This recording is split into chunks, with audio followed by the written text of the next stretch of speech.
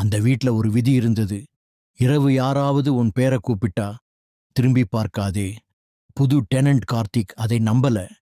முதல் இரவு சமையலறையிலிருந்து ஒரு மெதுவான பெண் குரல், கார்த்திக்.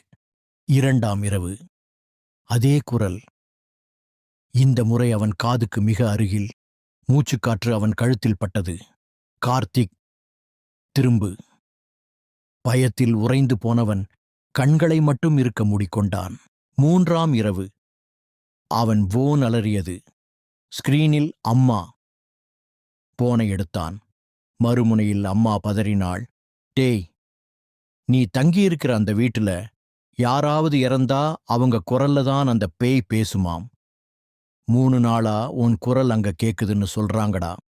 அவன் மூச்சு நின்றது. போனை வைத்தான். அவன் பின்னால் ஒரு ஜில்லிட்ட மூச்சுக்காற்று. அதே குரல் மீண்டும் சொன்னது, நீ 3வது நாளும் திரும்பி பார்க்கல, அதனால இப்போ நீயே என் குரல்.